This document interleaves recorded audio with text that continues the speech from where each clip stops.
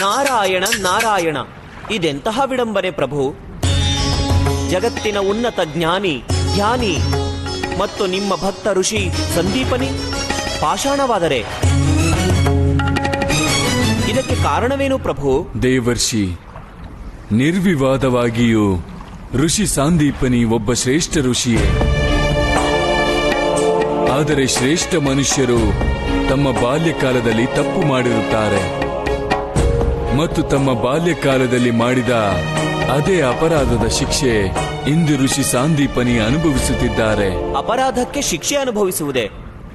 ನಾರಾಯಣ ನಾರಾಯಣ, ಆದರೆ ಎಂತಹ ಅಪರಾಧ ಪ್ರಭು? ದೇವರ್ಷಿ, ಬಾಲ್ಯದಿಂದಲೂ ಶಿಷ್ಯ ಸಂದೀಪನಿಯೊಳಗೆ ಗುರು ಭಕ್ತಿಯನ್ನು ತುಂಬಿಕೊಂಡೇ ಇತ್ತು.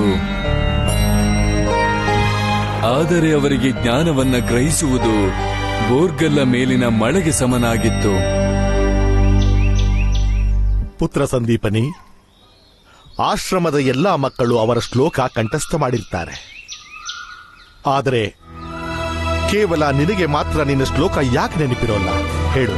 ಗುರುದೇವ, ಪ್ರಯತ್ನ ಏನೋ ಬಹಳ ಮಾಡ್ತೀನಿ. ಆದ್ರೆ ಸಂದೀಪನಿ, ಒಮ್ಮೆ ನಿನಗೆ ಶ್ಲೋಕ ಕಂಠಸ್ಥ ಮಾಡೋಕಾಗದೇ ಇದ್ರೆ, ಓದಕ್ಕಾಗ್ದಿದ್ರೆ ಮತ್ತೆ ನೀನು ಆಚಾರ್ಯ ಹೇಗಾಗ್ತೀಯಾ? ಅಷ್ಟೇ ಅಲ್ಲ, ನೀನೇ ಹೇಳು, ನಿನ್ನನ್ನ ಈ ಆಶ್ರಮದಲ್ಲಿ ಇಟ್ಕೋಬೇಕು ಅಂದ್ರೆ ನಿನ್ನಲ್ಲಿ ಅಂತ ಯಾವ ವಿಶೇಷತೆ ಇದೆ ಹೇಳು? ಗುರುದೇವ, ನನ್ನೊಳಗೆ ನಿಮ್ ಬಗ್ಗೆ ಅನನ್ಯ ಭಕ್ತಿ ಇದೆ. ನನ್ನಷ್ಟು ಗುರುಭಕ್ತ ಇಲ್ಲಿ ಬೇರೆ ಯಾರಿಲ್ಲ ಗುರುದೇವ. ನೀವ್ ನನ್ಗೆ ಯಾವುದೇ ಆಜ್ಞೆ ಕೊಟ್ರು ನಾನು ಪೂರ್ತಿ ಮಾಡ್ತೀನಿ. ಸಂದೀಪನಿ, ಶಿಷ್ಯನ ಮೊದಲನೇ ಧರ್ಮ ಏನಂದ್ರೆ ಗುರುವಿನ ಆಜ್ಞೆನ ಪಾಲನೆ ಮಾಡೋದು. ಇದರಲ್ಲಿ ವಿಶೇಷ ಏನಿದೆ? ಗುರುದೇವ, ನನಗೆ ನೀವು ಆಜ್ಞೆ ಮಾಡೋದಕ್ಕೆ ಏನಾದ್ರೂ ಹೇಳೋ ಅವಶ್ಯಕತೆ ಇಲ್ಲ. ಬದಲಿಗೆ ನಿಮ್ಮ ಮೇಲೆ ನನ್ಗೆಷ್ಟು ಭಕ್ತಿ ಇದೆ ಅಂದ್ರೆ ನಿಮ್ಮ ಮನಸ್ಸಿನ ಭಾವನೆಯನ್ನು ನಾನು ಓದಬಲ್ಲೆ. ನಿಮ್ಮ ಮನಸ್ಸಲ್ಲಿ ಯಾವುದೇ ವಿಚಾರ ಬಂದ್ರು ನಾನು ಅದನ್ನು ಪೂರ್ತಿ ಮಾಡಿ ತೋರಿಸ್ತೀನಿ. ಹೌದೇನೋ? ಒಮ್ಮೆ ಇದು ನಿಜ ಆಗಿದ್ರೆ ನೀನೇ ಹೇಳು, ಈ ಸಮಯದಲ್ಲಿ ನನ್ನ ಮನಸ್ಸಲ್ಲಿ ಯಾವ ಭಾವನೆ ಉತ್ಪತ್ತಿ ಆಗ್ತಿದೆ ಹೇಳು?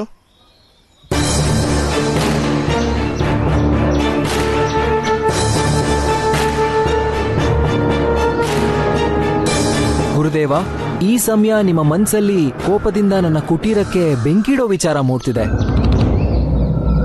ಗುರುದೇವ, ನಿಮ್ಮ ಈ ಆಜ್ಞೆನ ಈಗಲೇ ಪಾಲನೆ ಮಾಡ್ತೀನಿ.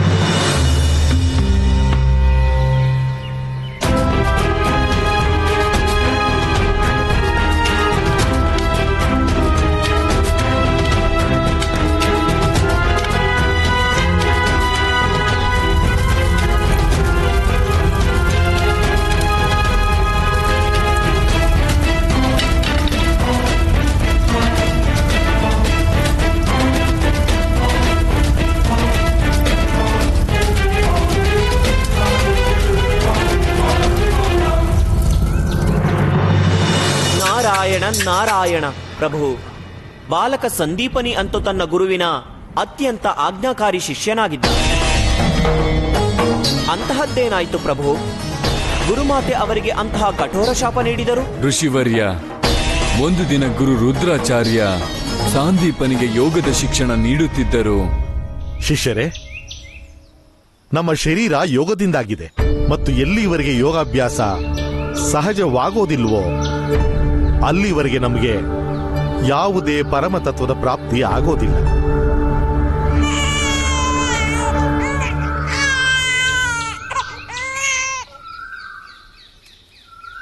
ನಮ್ಮ ಶರೀರ ಸಾಧನವಾಗಿದೆ. ಎಲ್ಲಿವರೆಗೂ ಇದಕ್ಕೆ ಆತ್ಮದೊಂದಿಗೆ ಪೂರ್ಣ ಯೋಗ ಆಗೋದಿಲ್ವೋ ಅಲ್ಲಿವರೆಗೂ ನಮಗೆ ಪರಮಾತ್ಮನ ದರ್ಶನ ಆಗೋದೇ ಇಲ್ಲ.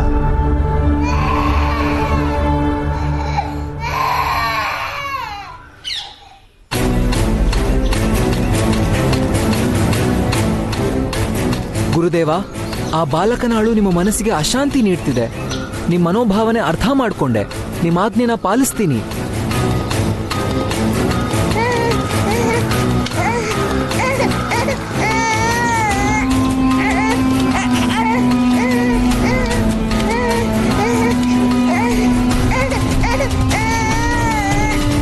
ಸಂದೀಪನಿ, ಸಂದೀಪನಿ, ಅಯ್ಯೋ ಮಗು ಕರ್ಕೊಂಡು ಎಲ್ಲಕ್ಕೆ ಹೋಗ್ತಿದ್ಯಾ? ನಿಂತ್ಕೋ ಸಂದೀಪನಿ.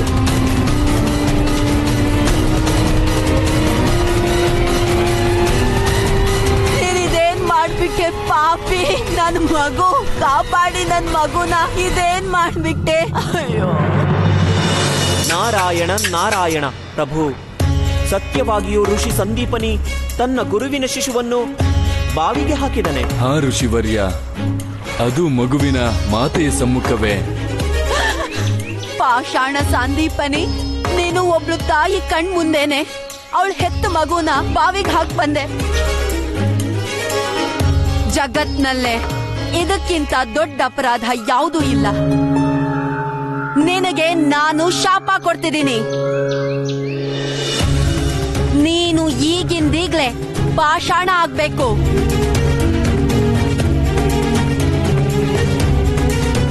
ಮಾತೆ, ನನ್ನಿಂದ ನಿಜವಾಗ್ಲೂ ಅಪರಾಧ ಆಗಿದೆ. ನಾನು ನಿಮ್ಮ ಶಾಪನ ಸ್ವೀಕರಿಸ್ತೀನಿ.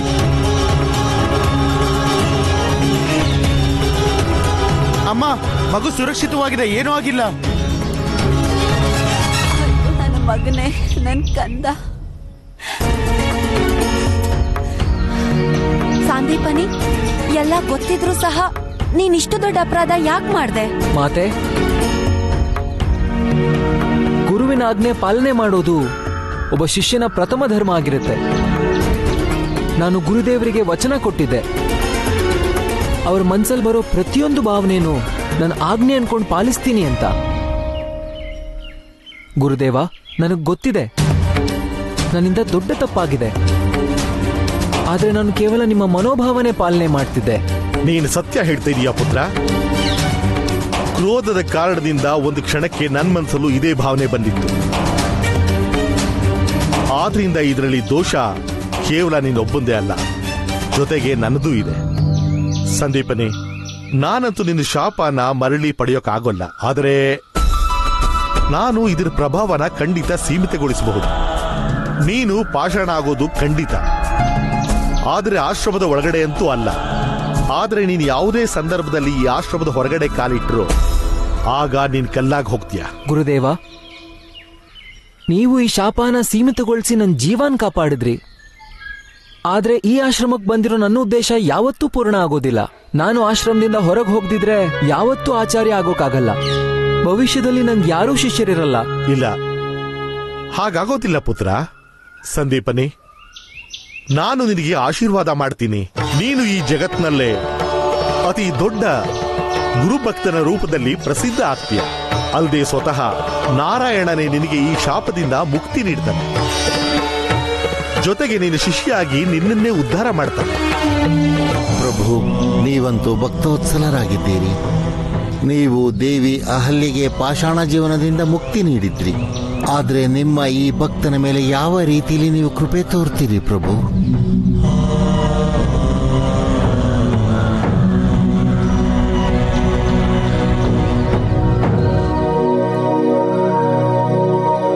ಕೃಷ್ಣ, ಇದೇನು? ಇದೇನಾದ್ರೂ ಗುರುದೇವ ಋಷಿ ಸಾಂದೀಪನಿ ಪ್ರತಿಮೆನಾ? ಇಲ್ಲ ಅಣ್ಣ, ಇದು ಪ್ರತಿಮೆ ಅಲ್ಲ.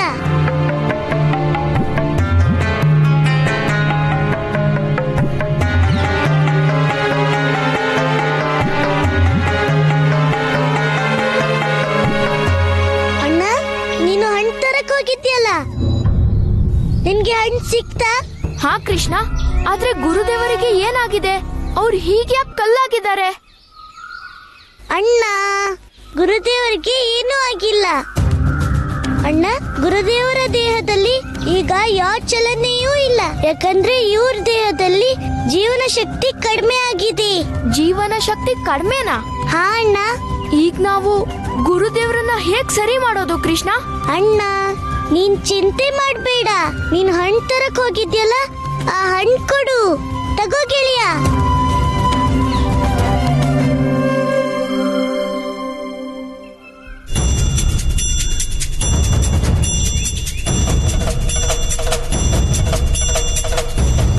ಪ್ರಭು, ನನಗೆ ನಿಮ್ಮ ಲೀಲೆ ಅರ್ಥ ಆಯಿತು.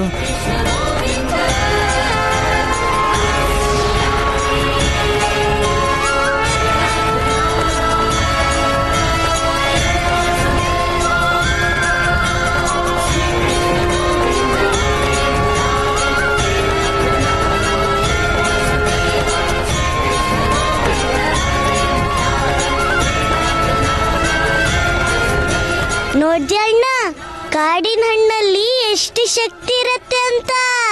ಕೃಷ್ಣ, ಈ ಶಕ್ತಿ ಅಂತೂ ನಾನು ತಿನ್ನೋ ಲಾಡಲ್ಲೂ ಇಲ್ಲ.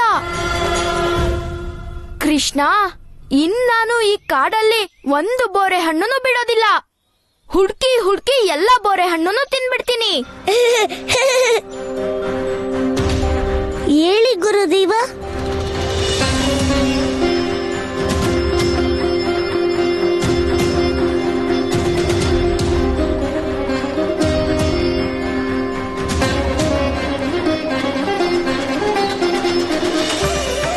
ಪ್ರಭು, ವಾಸ್ತವವಾಗಿ ನನ್ನ ಆಶ್ರಮಕ್ಕೆ ನಿಮ್ಮನ್ನ ನಾನು ಸ್ವಾಗತ ಮಾಡಬೇಕಿತ್ತು. ಆದರೆ ನೀವಿಲ್ಲಿ ನನ್ನನ್ನೇ ಆಶ್ರಮದೊಳಗೆ ಕರೆದುಕೊಂಡು ಹೋಗುತ್ತಿದ್ದೀರಾ. ನಾನಿಂದು ಧನ್ಯನಾದೆ ಪ್ರಭು.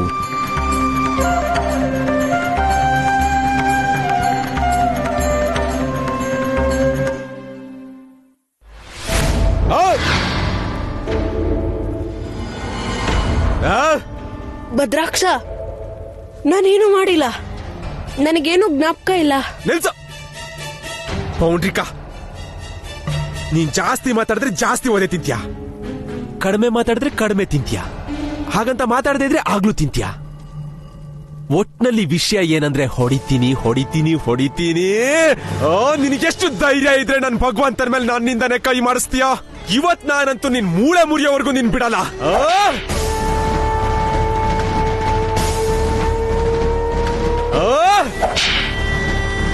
ಭದ್ರಾಕ್ಷ, ನಾನೇನು ಮಾಡಿಲ್ಲ. ಎಲ್ಲಿಗೆ ಅಂತ ಓಡ್ ಹೋಗ್ತೀಯಾ? ಈಗಿನ್ನು ಆರಂಭ ಆಗಿದೆ, ಆಟ ಇನ್ನು ಉಳ್ಕೊಂಡಿದೆ. ನಿಲ್ಲು ಭದ್ರಾಕ್ಷ. ಭಗವಂತ, ಪೌಂಡ್ರಿಕ ನನ್ನಿಂದ ನಿಮ್ಗೆ ಹೊಡ್ಸಿದಾನೆ. ನಾನಿವತ್ತು ಅವನ ಸುಮ್ನೆ ಬಿಡಲ್ಲ. ಹೋಗಲಿ ಬಿಡು ಅವನು. ಈ ಆಟ ಪೌಂಡ್ರಿಕನದಲ್ಲ, ಆ ವಂಚಕ ವಿಷ್ಣುವಿನದು. ಮತ್ತು ಈ ಆಟದಲ್ಲಿ ಪೌಂಡ್ರಿಕನ ದೋಷ ಕೇವಲ ಇಷ್ಟೇ, ಅವನು ಆ ವಿಷ್ಣುವಿನ ಲೀಲೆ ಅರಿಯಲಿಲ್ಲ. ಆದರೆ ಅವನ ಪರಾಜಯದಲ್ಲೇ ನಮ್ಮ ವಿಜಯವಿದೆ. ಚಕ್ರಧಾರಿ, ಆ ಚಕ್ರಧಾರಿ, ಇಂದು ನಿಜಾರ್ಥದಲ್ಲಿ ನೀನು ನನ್ನಿಂದ ಪರಾಜಿತನಾದೆ. ನಾನು ನಿನ್ನ ಆ ಒಂದು ದಿನದ ಭಗವಂತನಿಗೆ ಜೀವದಾನ ನೀಡಿ ನನ್ನ ಶ್ರೇಷ್ಠತೆ ಸಿದ್ಧಪಡಿಸಿದೆ. ಇಂದಿನಿಂದ ಈ ಜಗತ್ತು ನಿನ್ನನ್ನಲ್ಲ, ನನ್ನನ್ನು ಜೀವನದಾತ ಎನ್ನುತ್ತದೆ. ಜೀವನದಾತ. ಗುರುದೇವ, ಇವನು ನನ್ನ ಗೆಳೆಯ ಸುಧಾಮ. ಇವನನ್ನ ಯಾರು ಕೂಡ ಶಿಷ್ಯನಾಗಿ ಒಪ್ಕೊಳ್ತಿಲ್ಲ. ಎಲ್ರೂ ಇದನ್ನೇ ಹೇಳ್ತಾರೆ, ಇವನು ಬ್ರಾಹ್ಮಣ ಅಲ್ವಂತೆ. ಅದಕ್ಕೆ ಇವನ್ಗೆ ಪುರೋಹಿತನ ಶಿಕ್ಷಣ ಸಿಗ್ತಾನೇ ಇಲ್ಲ. ಅದಕ್ಕೆ ನಾವು ನಿಮ್ಮ ಹತ್ರ ಬಂದಿರೋದು ಗುರುದೇವ.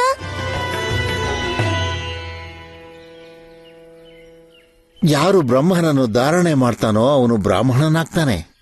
ಯಾರು ಜನ್ಮದಿಂದ ಬ್ರಾಹ್ಮಣರಾಗಿರೋದಿಲ್ಲ, ಬದಲಿಗೆ ತಮ್ಮ ಭಕ್ತಿ ಮತ್ತೆ ಕರ್ಮದಿಂದ ಬ್ರಾಹ್ಮಣರಾಗ್ತಾರೆ. ಸುಧಾಮನ ರೋಮ ರೋಮದಲ್ಲೂ ಬ್ರಹ್ಮನ ವಾಸ ಇದೆ. ಇವನಿಗಿಂತ ದೊಡ್ಡ ಬ್ರಾಹ್ಮಣ ಇರೋಕೆ ಸಾಧ್ಯನೇ ಇಲ್ಲ. ಗುರುದೇವ, ಅಂದ್ರೆ ನನ್ ಗೆಳೆಯನಿಗೆ ಪುರೋಹಿತನ ಶಿಕ್ಷಣ ಸಿಗುತ್ತೆ ಅಂತಾಯ್ತು. ನೀವು ನನ್ ಗೆಳೆಯನ್ನ ನಿಮ್ ಶಿಷ್ಯನಾಗಿ ಸ್ವೀಕಾರ ಮಾಡ್ತೀರಾ ಗುರುದೇವ? ಕೃಷ್ಣ, ಸುಧಾಮನ್ನ ನನ್ನ ಶಿಷ್ಯನ ರೂಪದಲ್ಲಿ ಸ್ವೀಕಾರ ಮಾಡೋದು ನನ್ನ ಪಾಲಿಗೂ ಸೌಭಾಗ್ಯನೇ. ಸುಧಾಮ, ನಾನು ನಾಳೆ ಪೂರ್ಣ ವಿಧಿವಿಧಾನದ ಜೊತೆ ನಿನ್ನ ಉಪನಯನ ಸಂಸ್ಕಾರ ಮಾಡ್ತೀನಿ. ಮತ್ತೆ ನಿನ್ನನ್ನು ನನ್ನ ಶಿಷ್ಯನನ್ನಾಗಿ ಸ್ವೀಕಾರ ಮಾಡ್ತೀನಿ.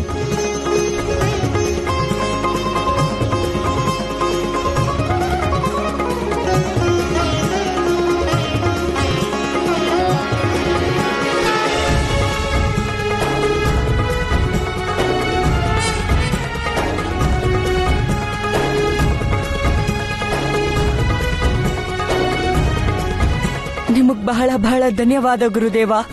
ಇವತ್ ನನ್ನ ಜೀವನದಲ್ಲಿ ತುಂಬಾ ಸಂತೋಷವಾದ ದಿನ. ಇವತ್ ನನಗೆ ಹೇಗೆ ಅನಿಸ್ತಿದೆ ಅಂದ್ರೆ ನೀವು ನನ್ನ ಜೀವನನ ಸಾರ್ಥಕ ಮಾಡಿರೋ ಹಾಗೆ.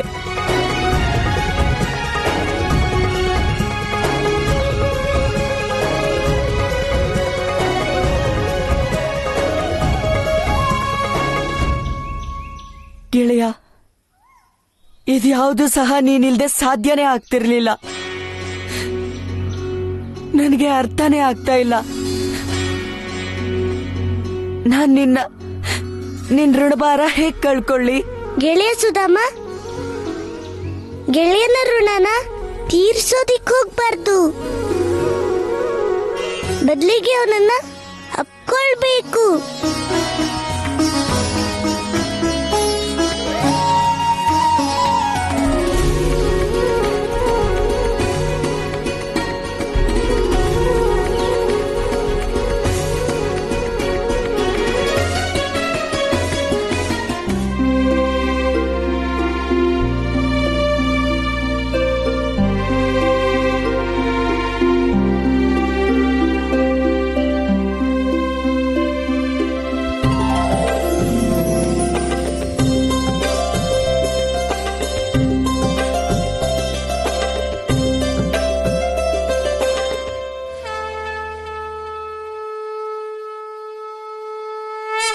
ಸುಧಾಮ, ನಿನ್ನ ಉಪನಯನ ಸಂಸ್ಕಾರ ಪೂರ್ಣ ಆಯಿತು.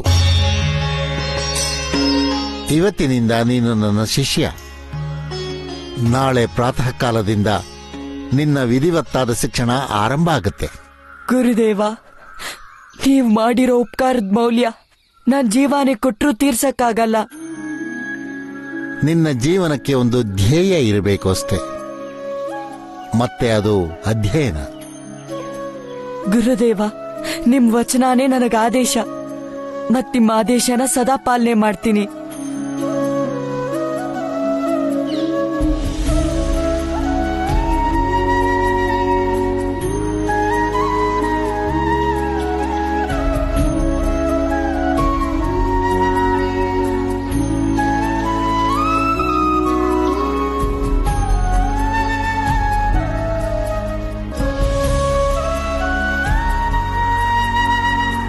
ನಿಮ್ಮಂತ ಗೆಳೆಯನ್ ಪಡ್ಕೊಂಡು ನನ್ನ ಜೀವನ ಸಾರ್ಥಕ ಆಯ್ತು.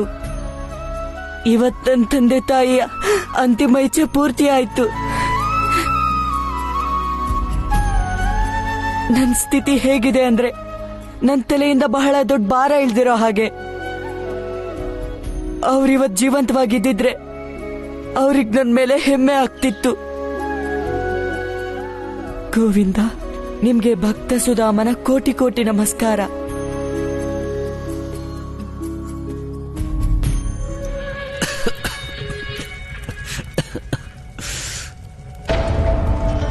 ಹೇಗೆ ತಿನ್ನುತ್ತೀಯೋ ನೀನು?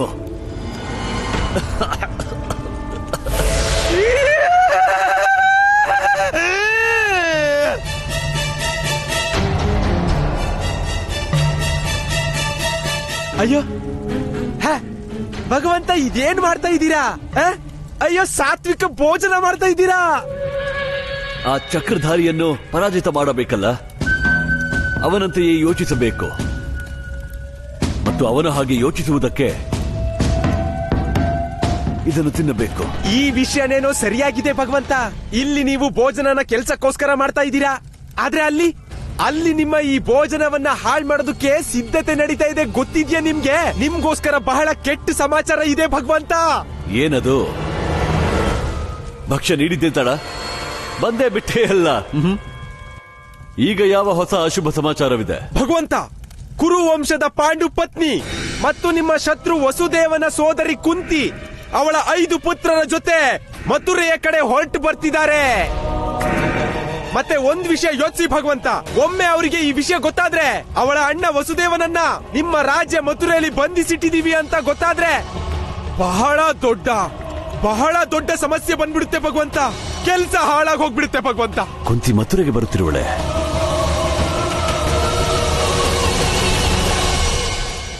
ತಲೆ ಕೆಟ್ಟಿದೆಯೇ? ಬೇರೆ ಯಾರನ್ನು ನೋಡಿರುವೆ ನೀನು? ಅಯ್ಯೋ, ಏನ್ ಮಾತಾಡ್ತಾ ಇದ್ದೀರಾ ಭಗವಂತ? ನೀವು ಪ್ರೇತ ದೃಷ್ಟಿ ಮೇಲೆ ಶಂಕೆ ಪಡ್ತಾ ಇದ್ದೀರಾ? ನಾನು ನನ್ನ ದೊಡ್ಡ ದೊಡ್ಡ ಕಣ್ಣಿನಿಂದ ನೋಡ್ತಾನೆ ಹೇಳ್ತಾ ಇದ್ದೀನಿ. ಅವಳು ಹಸ್ತಿನಾಪುರದ ಮಹಾರಾಣಿ, ಭೀಷ್ಮನ ಪುತ್ರವಧು ಕುಂತಿನೇ. ಆ ಕುಂತಿಗಂತೂ ಒಂದು ಪುತ್ರ ಜನಿಸಿರಲಿಲ್ಲ. ದೇವರ ಕೃಪೆಯಿಂದ ಈಗ 5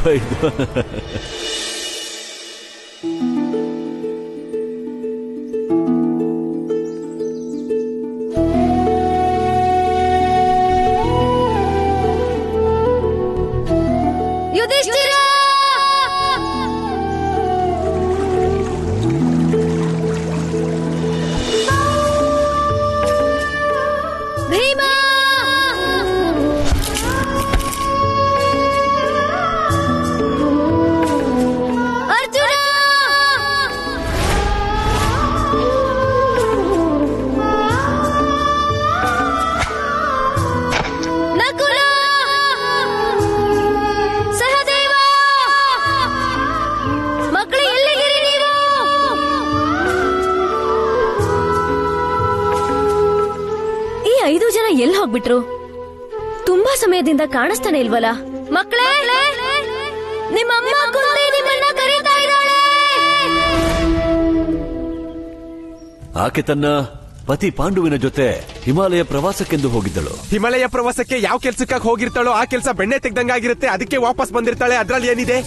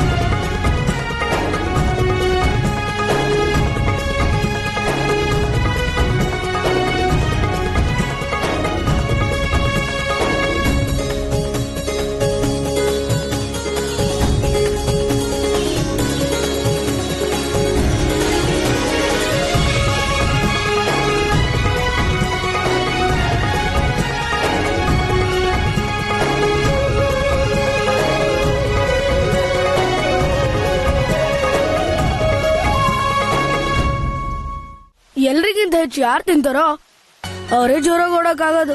ಅರ್ಜುನ ನೋಡು, ನಾನೇ ಮೊದ್ಲು ಅಮ್ಮನ ಹತ್ರ ಬಂದಿದ್ದು. ಎಲ್ಲರಿಗಿಂತ ಮೊದ್ಲು ಯಾರು ಬಂದ್ರು ಅಂತ ನಮ್ಮ ಅಮ್ಮನೇ ತೀರ್ಮಾನ ಮಾಡ್ಬೇಕು. ಯಾವ ರೀತಿ ಅಮ್ಮನ ಪ್ರೀತಿ ಮಕ್ಕಳ ಮೇಲೆ ಒಂದೇ ಸಮಾನವಾಗಿರುತ್ತೋ ಅದೇ ರೀತಿ ನನ್ನ ಎಲ್ಲಾ ಮಕ್ಕಳು ನನ್ನ ಹತ್ರಕ್ಕೆ ಒಟ್ಟಾಗೆ ಬಂದಿದ್ದಾರೆ. ಈಗ ತೋರ್ಸಿ, ಏನೇನ್ ತಂದಿದ್ದೀರಾ? ಅಮ್ಮ, ನಾನು ಹಣ್ಣು ತಂದಿದ್ದೀನಿ. ಅಮ್ಮ, ನಾನು ಏನ್ಗೋಸ್ಕರ ನೀರ್ ತಂದಿದ್ದೀನಿ. ಅಮ್ಮ, ನಾನು ಅಡ್ಗೆ ಮಾಡೋದಕ್ಕೆ ಸೌದೆ ತಗೊಂಡ್ಬಂದಿದ್ದೀನಿ. ಅಡ್ಗೆ ಮುಗಿದ್ಮೇಲೆ ಮೊದಲನೇದಾಗಿ ನಾನೇ ತಿಂತೀನಿ. ಮಕ್ಕಳೇ, ಹೇಗೆ ನೀವೆಲ್ರೂ ಈಗ ಬೇರೆ ಬೇರೆ ವಸ್ತುಗಳನ್ನ ತಂದಿದ್ದೀರೋ ಅದೇ ರೀತಿಲಿ ನಿಮ್ ಐವರಲ್ಲೂ ವಿಭಿನ್ನವಾಗಿರೋ ಗುಣ ಇದೆ. ಜೀವನದಲ್ಲಿ ನೀವೆಲ್ಲರೂ ಒಟ್ಟಾಗಿ ಜೀವಿಸಿದ್ರೆ ಆಗ ನೀವು ಎಂತಹ ಕಷ್ಟ ಬೇಕಾದ್ರೂ ಗೆಲ್ಬಹುದು. ಅಮ್ಮ, ನಾವು ಒಂದೇ ಕೈಯ ಬೆರಳುಗಳು. ನಮ್ಮೆಲ್ರನ್ನ ಒಗ್ಗಟ್ಟಾಗಿಡೋ ಮುಷ್ಟಿ ನೀವೇ. ಹೌದು ಕಂದ, ಬನ್ನಿ ಈಗ ನಾವು ಬೇಗ ಭೋಜನ ಮಾಡೋದಕ್ಕೆ ಸಿದ್ಧತೆ ಮಾಡೋಣ. ಅದಾದ್ಮೇಲೆ ನಾವೆಲ್ಲ ವೃಂದಾವನದ ಕಡೆಗೆ ಪ್ರಯಾಣ ಮಾಡ್ಬೇಕು. ಆದ್ರೆ ಅಮ್ಮ, ನಾವು ಹಸ್ತಿನಾಪುರಕ್ಕೆ ಹೊರಟಿದ್ವಲ್ಲ, ಮತ್ತೀಗ ವೃಂದಾವನ ಯಾಕೆ? ಮಗು, ವೃಂದಾವನ ಹಸ್ತಿನಾಪುರದ ದಾರಿಯಲ್ಲೇ ಇರೋದು. ವೃಂದಾವನ ಮಥುರೆನ ದಾಟ್ಕೊಂಡೆ ನಾವು ಹಸ್ತಿನಾಪುರಕ್ಕೆ ಹೋಗ್ಬೇಕು. ವೃಂದಾವನದಲ್ಲಿ ನಿಮ್ಮ ಮಾವ ವಸುದೇವನ ಪರಮ ಮಿತ್ರ ನಂದ ಮತ್ತೆ ಅವರ ಮಗ ಕೃಷ್ಣನ್ನು ನೋಡಬಹುದು. ಕೃಷ್ಣ? ಹಾ, ಈಗ ಬನ್ನಿ. ನನಗೆ ಗೊತ್ತಿಲ್ಲ ಭದ್ರಾಕ್ಷ, ಆ ಕುಂತಿ ತನ್ನ ಪುತ್ರರ ಜೊತೆ ಮಥುರೆಗೆ ಬರುತ್ತಿದ್ದಾಳೆ. ನನಗೆ ಯಾವುದೇ ಹೊಸ ಸಮಸ್ಯೆ ಎದುರಿಸಲು ಇಷ್ಟವಿಲ್ಲ. ಈಗ ಹಸ್ತಿನಾಪುರದ ಆ ರಕ್ಷಕ ಭೀಷ್ಮನ ಜೊತೆ ಯುದ್ಧ ಮಾಡುವ ಸಮಯ ಇನ್ನೂ ಬಂದಿಲ್ಲ. ನಾನು ಕೇವಲ ವಿಷ್ಣುವಿನ ಆ ಪರಮಾವತಾರ ಕೃಷ್ಣ ಗೋಪಯ್ಯನ ಮೇಲೆ ನನ್ನ ಪೂರ್ಣ ಲಕ್ಷ್ಯ ಕೇಂದ್ರಿತ ಮಾಡಬೇಕಾಗಿದೆ. ನನಗರ್ಥ ಆಗಿದೆ ಭಗವಂತ. ನೀವು ಆ ಕುಂತಿ ಅನ್ನುವ ಸಮಸ್ಯೆನ ಮಥುರೆ ಗಡಿ ತಲುಪೋದಕ್ಕೂ ಮೊದ್ಲೇ ಶಾಂತಿ ಮಾಡ್ಬೇಕು ಅಂತಿದ್ದೀರಾ ಅಲ್ವಾ? ನಿಮ್ ಕೆಲ್ಸ ಆಗ್ಬಿಡುತ್ತೆ, ಯಾಕಂದ್ರೆ ಬಾಕಿ ಕೆಲ್ಸ ನಾನ್ ಮಾಡ್ಬಿಡ್ತೀನಿ. ಅಷ್ಟೊಂದು ಸರಳವಾಗಿಲ್ಲ ಭದ್ರಾಕ್ಷ. ಕುಂತಿ ಪುತ್ರರು ಅವರು ಸಾಧಾರಣ ಬಾಲಕರಲ್ಲ, ದೇವಪುತ್ರರು. ಹೇಗೆ ಶಾಂತಗೊಳಿಸುವೆ ಅವರನ್ನು? ಅಯ್ಯೋ ಭಗವಂತ, ನಾನಲ್ಲ ಮಾಡೋದು, ಅಲ್ಲಿ ಅವರನ್ನ ಶಾಂತ ಮಾಡೋದು ಹಿಡಿಂಬ. ಹಿಡಿಂಬ? ನನ್ನ ಪರಮ ಮಿತ್ರ ಹಿಡಿಂಬ? ಹಾ ಭಗವಂತ. ಅಯ್ಯೋ, ಅವನು ಒಬ್ನೇನೆ ಭೀಷ್ಮನ ಪೂರ್ತಿ ಸೇನೆನ ಶಾಂತ ಮಾಡ್ಬಿಡ್ತಾನೆ, ಮುಗಿಸ್ಬಿಡ್ತಾನೆ. ಮತ್ತೀಗ ಈ 5 ಚಿಕ್ಕ ಚಿಕ್ಕ ಬಾಲಕರು ಯಾವ ವಿಷಯ ಭಗವಂತ? ಅವ್ರ ಕತೆನೂ ಮುಗ್ದೋಗ್ಬಿಡತ್ತೆ. ಹೇಳಿಸು ಅವನನ್ನು. ಹೇಳು ಅವನಿಗೆ ಒಮ್ಮೆಲೆ 6 ಮನುಷ್ಯರ ಭೋಜನ ಸಿಗಲಿದೆ.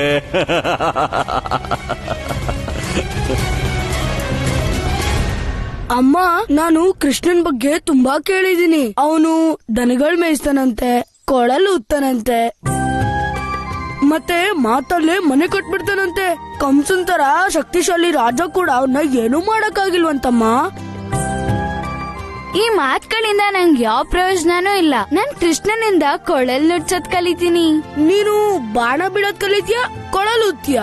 ನೀನು ರಾಜಪುತ್ರ, ಕೊಳಲ್ ಯಾಕೆ ಊದ್ಬೇಕು? ಕೃಷ್ಣ ಕೊಳಲ್ ನುಡ್ಸಿದ್ರೆ ಎಷ್ಟು ಶಕ್ತಿ ಇರುತ್ತೆ ಅಂದ್ರೆ ಅದನ್ನ ಊದಿ ಅವನು ಯಾರನ್ನಾದ್ರೂ ಅವನ್ ವಶಕ್ ಪಡ್ಕೋತಾನೆ. ನೀನ್ ಯಾರನ್ನ ವಶ ಮಾಡ್ಕೋಬೇಕು? ಅಣ್ಣ ಭೀಮಾ, ನಿನ್ನೆನ್ನೆ. ನನ್ನನ್ನ? ನಾನು ಬಲದಿಂದ ನಿನ್ನನ್ನ ಗೆಲ್ಲಕ್ಕಾಗಲ್ಲ, ಅದಕ್ಕೆ ಕೊಳಲೂದಿ ನಿನ್ನ ಗೆಲ್ತೀನಿ. ಸರಿ, ಈಗ ಬೇಗ ಊಟ ಮುಗಿಸಿ ನಾವು ವೃಂದಾವನದ ಕಡೆಗೆ ಬೇಗ ಹೊರಡ್ಬೇಕು.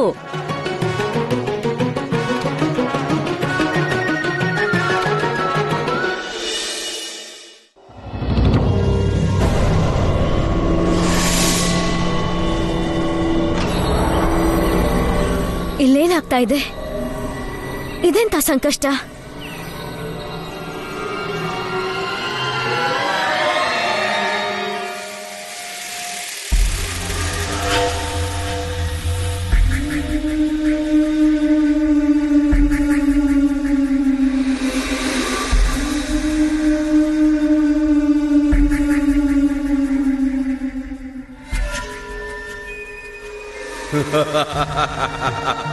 ನಾನು ಹಿಡಿಂಬ. ಈ ವನ ಎಲ್ಲ ನನ್ನದೇ. ಯಾರಾದ್ರೂ ಅಪ್ಪಿ ತಪ್ಪಿ ಒಳಗಡೆ ಬಂದರೆ ಜೀವಂತವಾಗಿ ಹೋಗಲ್ಲ.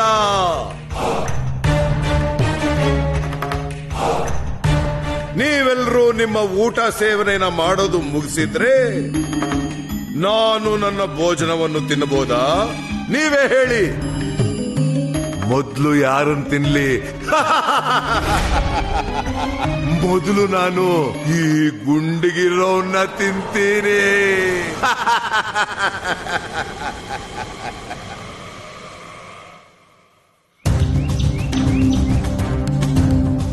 ಗುರುದೇವ, ನೀವು ಸುಧಾಮನ್ನ ನಿಮ್ಮ ಶಿಷ್ಯನಾಗಿ ಮಾಡಿಕೊಂಡು ಗುರು ಶಿಷ್ಯ ಪರಂಪರೆಯಲ್ಲಿ ಒಂದು ಹೊಸ ಮುನ್ನುಡಿ ಬರ್ತಿದ್ದೀರಾ.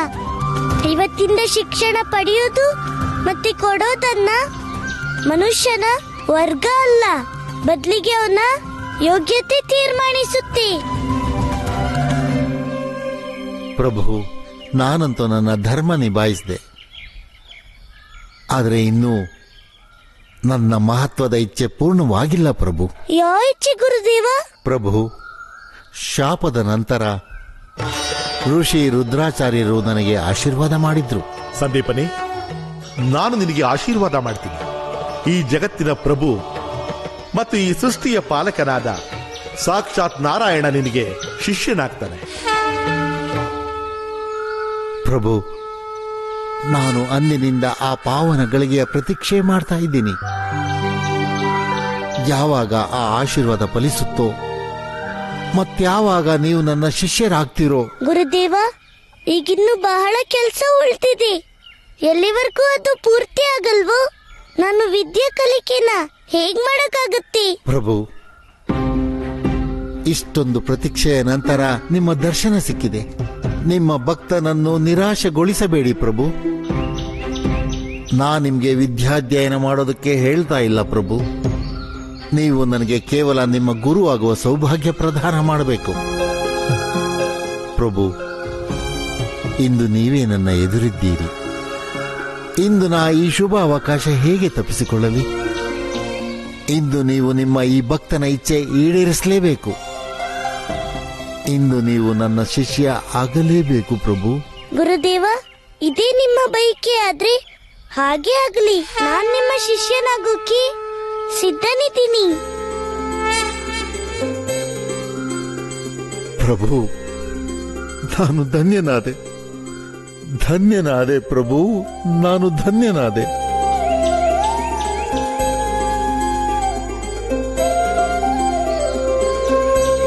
ಹೇ ಸಪ್ತ ಋಷಿಗಳೇ, ಹೇ ಬ್ರಹ್ಮಾಂಡದಲ್ಲಿ ತುಂಬಿಕೊಂಡ ದೇವಿ ದೇವತೆಯರೇ, ಇಂದು ನಾನು ಧನ್ಯನಾದೆನು, ನಾನು ಧನ್ಯನಾದೆನು. ಇಂದು ಸ್ವತಃ ಪ್ರಭುವೇ ನನ್ನ ಶಿಷ್ಯನಾಗಲು ಸಿದ್ಧರಾಗಿದ್ದಾರೆ. ಆದರೆ ಎಲ್ಲಿಯವರೆಗೂ ನೀವೆಲ್ಲರೂ ಸಾಕ್ಷಿ ಆಗೋದಿಲ್ವೋ, ನಾನು ಈ ಶುಭ ಕಾರ್ಯ ಪೂರ್ತಿ ಮಾಡೋಕ್ಕಾಗೋಲ್ಲ. ಅದಕ್ಕಾಗಿ ಈ ಪಾವನ ಗಳಿಗೆಯಲ್ಲಿ ನಾನು ನಿಮ್ಮೆಲ್ಲರಿಗೂ ಆಮಂತ್ರಣ ನೀಡ್ತೀನಿ.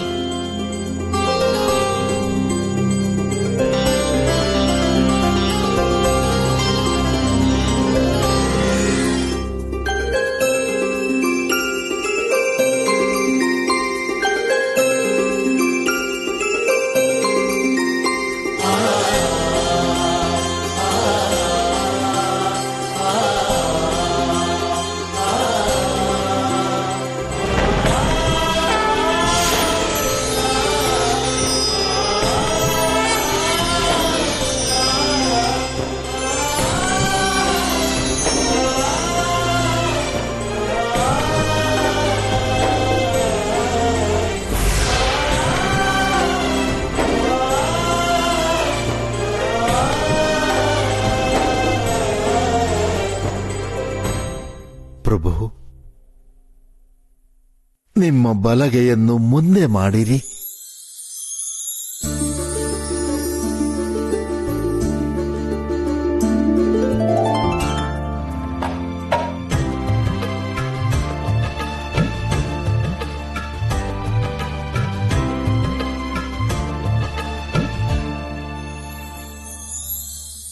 ಪ್ರಭು, ಇನ್ನು ನೀವು ಶಿಕ್ಷಣ ಎಂದು ಪಡೆಯಲಿದ್ದೀರೋ ಅದು ನಿಮ್ಮ ಇಚ್ಛೆಗೆ ಬಿಟ್ಟಿದ್ದು. ಆದರೆ ನಿಮಗೆ ಗುರು ಆಗುವ ಪರಮ ಸೌಭಾಗ್ಯ ನನಗಿಂದು ಪ್ರಾಪ್ತವಾಯಿತು. ಗುರು ಬ್ರಹ್ಮ, ಗುರು ವಿಷ್ಣು, ಗುರು ದೇವೋ ಮಹೇಶ್ವರ, ಗುರು ಸಾಕ್ಷಾತ್ ಪರಬ್ರಹ್ಮ, ತಸ್ಮೈ ಶ್ರೀ ಗುರುವೇ ನಮಃ. ನಿಮಗೆ ಕೋಟಿ ಕೋಟಿ ನಮನ ಗುರುದೇವ. ಗುರುದೇವ, ಸಾಕ್ಷಾತ್ ಪ್ರಭು ವಿಷ್ಣುವಿನಿಂದ ಇಂದು ಗುರುಪಟ್ಟ ಪಡೆದು ನನ್ನ ಜೀವನ ಸಫಲವಾಯಿತು ಪ್ರಭು.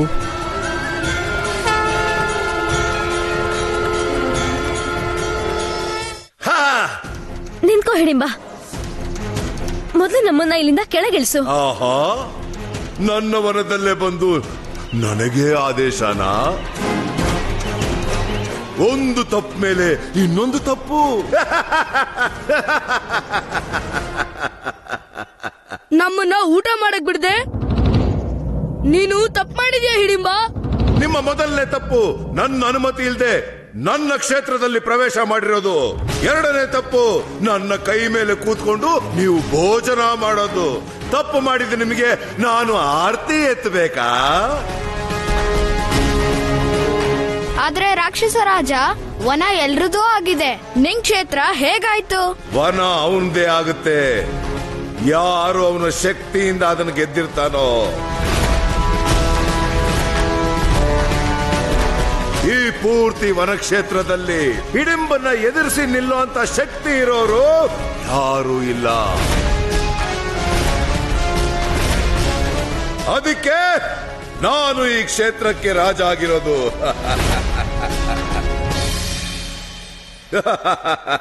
ನೋಡು ಹಿಡಿಂಬ, ನಾವಿಲ್ಲಿ ನಿನಗೆ ಯಾವುದೇ ಸವಾಲು ಎಸೆಯೋಕ್ಕೂ ಬಂದಿಲ್ಲ, ಅಥವಾ ನಿನ್ನ ವನಕ್ಷೇತ್ರನ ಗೆಲ್ಲಕ್ಕೂ ಬಂದಿಲ್ಲ. ನಾವಿನ್ನೇನು ಹೊರಡ್ತಾನೆ ಇದೀವಿ ಇಲ್ಲಿಂದ. ನಮ್ಮನ್ನ ಕೆಳಗಿಳಿಸು, ಮತ್ತೆ ಹೋಗಕ್ ಬಿಡು. ಖಂಡಿತ ಬಿಟ್ಬಿಡ್ತಿದ್ದೆ, ಒಂದು ಪಕ್ಷ ನೀವು ಮನುಷ್ಯರಾಗದೇ ಇದ್ದಿದ್ರೆ. ಮನುಷ್ಯ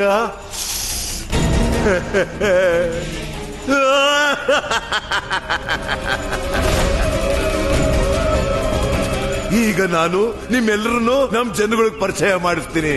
ಮನುಷ್ಯನ ಊಟ ಸಿಕ್ತಲ್ಲ ಅಂತ ಅವರೆಲ್ಲರೂ ತುಂಬಾ ಸಂತೋಷ ಪಡ್ತಾರೆ, ಆನಂದದ ಅನುಭೂತಿ ಪಡೀತಾರೆ. ಮನುಷ್ಯ ಮಾಂಸ.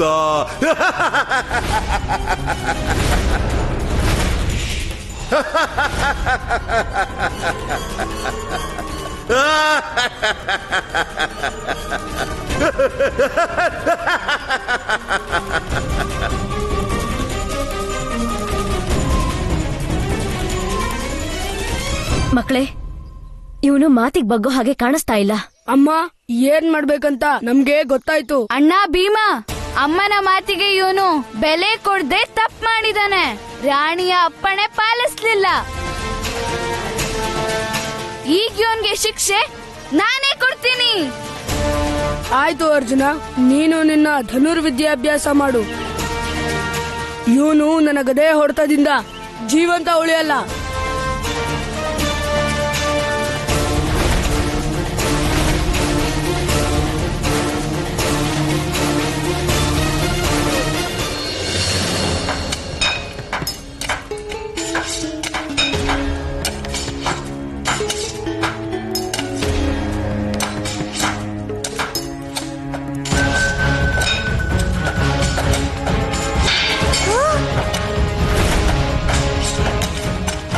ಋಷಿ ಆಶ್ರಮದಲ್ಲಿ ಶಸ್ತ್ರಗಳು?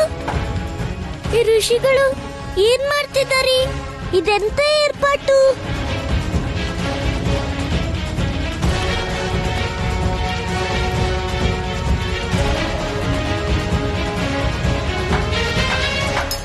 ಕೃಷ್ಣ, ಪ್ರಣಾಮ ಗುರುದೇವ. ಈ ಸಮಯದಲ್ಲಿ ನೀವಿಲ್ಲಿ? ನೀವು ವಿಶ್ರಾಂತಿ ತಗೊಳ್ಬೇಕಿತ್ತು. ಗುರುದೇವ, ಇಲ್ಲಿ ಏನಾಗ್ತಿದೆ ನನ್ಗೆ ತಿಳಿತಿಲ್ಲ.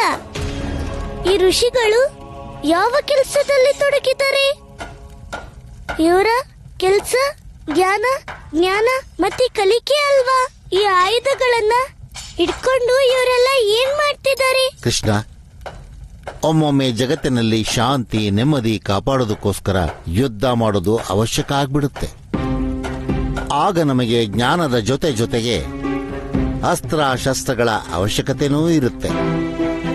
ಇವರು ಅದೇ ತಯಾರಿಲಿದ್ದಾರೆ. ನನಗೆ ಏನೂ ಗೊತ್ತಾಗ್ಲಿಲ್ಲ ಗುರುದೇವ. ಅದೆಂತ ತೊಂದರೆ ಇರ್ಬೋದು? ಯುದ್ಧದಿಂದ ಮಾತ್ರ ಅದನ್ನ ಬಗೆಹರಿಸುವಂತದ್ದು. ನಿಮಗೆ ಎಲ್ಲವೂ ಗೊತ್ತು. ಈ ಜಗತ್ತಿನಲ್ಲಿ ನಿಮ್ಮ ಅವತಾರಕ್ಕೆ ಒಂದು ದೊಡ್ಡ ಉದ್ದೇಶ ಇದೆ ಅನ್ನೋದು ನಿಮಗೂ ಗೊತ್ತು. ಮುಂದೆ ಬರಲಿರುವ ಸಮಯದಲ್ಲಿ ಒಬ್ಬ ಸ್ತ್ರೀಯ ಸಮ್ಮಾನಕ್ಕಾಗಿ ಧರ್ಮ ಅಧರ್ಮದ ನಡುವೆ ಒಂದು ಮಹಾಯುದ್ಧ ಆರಂಭ ಆಗಲಿದೆ. ಮಹಾಯುದ್ಧ? ಎಂತ ಮಹಾಯುದ್ಧ ಗುರುದೇವ? ಕೌರವ ಮತ್ತು ಪಾಂಡವರ ನಡುವೆ ಜರುಗಲಿರುವ ಮಹಾಯುದ್ಧ, ಮಹಾಭಾರತ. ಮಹಾಭಾರತ? ಹಾ, ವಿಧಿಯು ಈ ಜಗತ್ತಿನ ಬಹಳ ದೊಡ್ಡದಾದ ಮಹಾಭಾರತದ ಯುದ್ಧದ ಸಿದ್ಧತೆಯನ್ನ ಆಗಲೇ ಆರಂಭಿಸಿದೆ. ಸಮಯ ಅದರ ಯೋಧರನ್ನು ಸಜ್ಜುಗೊಳಿಸುತ್ತಿದೆ. ಈ ಮಹಾಯುದ್ಧದ ಪರಿಸ್ಥಿತಿಗಳು ನಿರ್ಮಾಣವಾಗುತ್ತಾ ಇದೆ.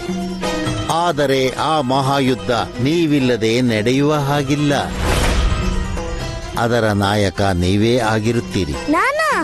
ಹಾ, ನೀವು ಮಹಾಭಾರತಕ್ಕೆ ಕೇವಲ ನಾಯಕರಷ್ಟೇ ಅಲ್ಲ, ಬದಲಿಗೆ ನಿರ್ಣಾಯಕರೂ ಆಗಿರ್ತೀರಿ.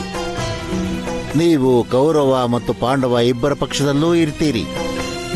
ಅರ್ಥಾತ್ ಮಹಾಭಾರತದಲ್ಲಿ ನಿಮ್ಮ ಭೂಮಿಕೆ ತುಂಬಾ ಮಹತ್ವದ್ದಾಗಿರುತ್ತೆ. ನನ್ಗೆ ಗೊತ್ತಾಯ್ತು ಗುರುದೇವ. ಆದರೆ ಆ ಮಹಾಭಾರತನ ಆರಂಭ ಮಾಡೋದಕ್ಕೆ ನಿಮಗೆ ಒಂದು ಪಾಂಚಜನ್ಯ ಶಂಖದ ಅವಶ್ಯಕತೆ ಇದೆ. ಅದಿಲ್ಲದೆ ಆ ಯುದ್ಧ ಪ್ರಾರಂಭನೂ ಆಗೋದಿಲ್ಲ ಅಥವಾ ಸಮಾಪ್ತಿಯೂ ಆಗೋದಿಲ್ಲ. ಪಾಂಚಜನ್ಯ ಶಂಖ? ಅದೊಂದು ಪವಿತ್ರವಾದ ಶಂಖ. ಅದನ್ನು ಈಗ ಶಂಖಾಸುರನೆಂಬ ಅಸುರ ಕದ್ದೊಯ್ದಿದ್ದಾನೆ. ಆ ಶಂಖನ ನೀವು ಈಗಲೇ ವಾಪಸ್ ತರಬೇಕು. ಈಗಲೇ? ಈಗ ನಾನು ನನ್ನ ಅಮ್ಮ ಅಪ್ಪನ ಹತ್ರ ಹೋಗ್ಬೇಕು ಗುರುದೇವ, ಇಲ್ದಿದ್ರೆ ಅವರು ಗಾಬರಿ ಆಗ್ಬಿಡ್ತಾರೆ. ನೀವು ಆ ಪಾಂಚಜನ್ಯ ಶಂಖನ ಈಗಲೇ ತರದಿದ್ರೆ ಪೂರ್ಣ ಜಗತ್ತಿಗೆ ತೊಂದರೆ ಆಗುತ್ತೆ. ಯಾಕಂದ್ರೆ ಅದನ್ನ ತಗೊಂಡ್ ಬರೋದಕ್ಕೆ ಇದೇ ಸರಿಯಾದ ಸಮಯ. ಆಗ್ಲಿ ಗುರುದೇವ, ನೀವು ಹೇಳ್ದಂಗೆ ಆಗ್ಲಿ. ಆ ಪಾಂಚಜನ್ಯ ಶಂಖನ ನಾನು ಖಂಡಿತ ತಗೊಂಡ್ ಬರ್ತೀನಿ.